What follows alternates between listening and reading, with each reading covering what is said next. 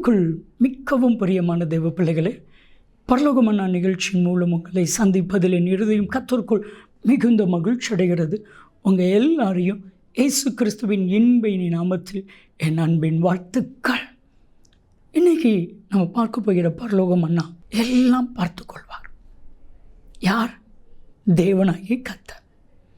இன்றைக்கி மனுஷன் சொல்லுவான், நான் பார்த்துக்கொள்கிறேன் அப்படின்னு சொல்லுவாங்க.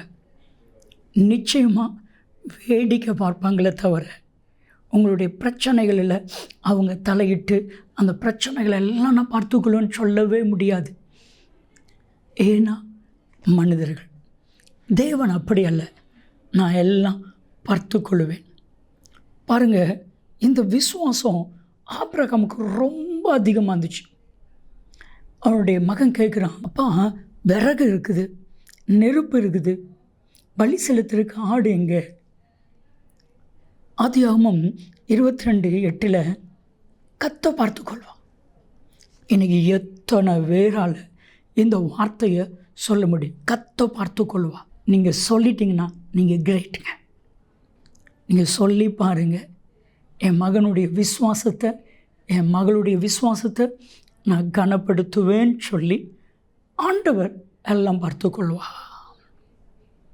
என் அன்பு தெய்வ சனமே, இன்னைக்கு உங்கள் ஒவ்வொருடைய பிரச்சனைகள், பாடுகள் என்னென்ன இருக்கோ அத்தனை காரியத்தையும் கர்த்தர் பார்த்து கொள்ள போகிறார். விசுவாசமாக அறிக்கை செய்யுங்க. ஆபிரகாம் அப்படி அறிக்கை செய்தான். பலி செலுத்த போகிற அந்த வினாடி கர்த்தர் நிப்பாட்டினார்.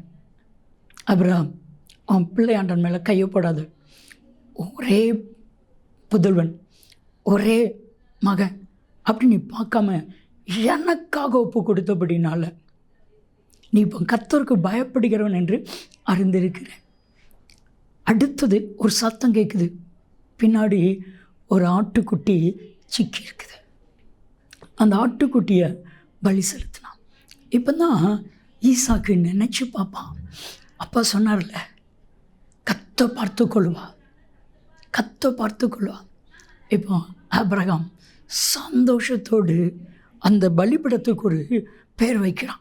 யெகோவா ஈரே, யெகோவா ஈரே. ஆதியாகமம் 22:14 நீங்கள் வாஸ்து பார்த்தீங்கன்னா, கர்த்தர் பார்த்து கொள்ளுவார் என்று சொல்லி அந்த பலிபீடத்திற்கு யெகோவா ஈரே என்று பெயரிட்டார். இந்நாள் வரைக்கும் கர்த்தர் பார்த்து கொள்ளுவார்.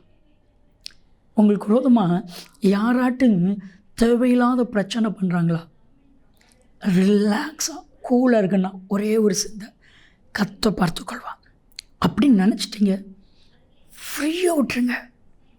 ஒரு நாள் என்னுடைய ஃப்ரெண்டு ரொம்ப டென்ஷன்.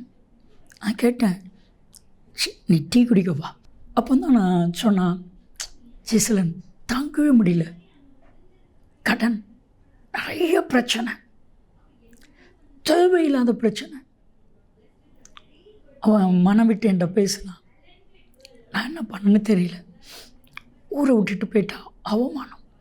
நான் ஒரே ஒரு வார்த்தை சொன்னேன், கர்த்தர் கரத்தில் கொடுத்துரு, கர்த்தர் பார்த்து கொள்வார், கர்த்தர் பார்த்து கொள்வார். அவன் டீ குடித்து முடிக்கிறதுக்குள்ள அவன் இருதயத்தில் இருக்கிற பெரிய பாரம் நீங்கிச்சு. தெய்வீக விசுவாசம் வந்துச்சு.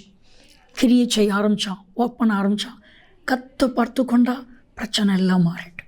உங்கள் பிரச்சனை எல்லாம் கர்த்தர் பார்த்து கொள்வார். செபிக்கலாமா?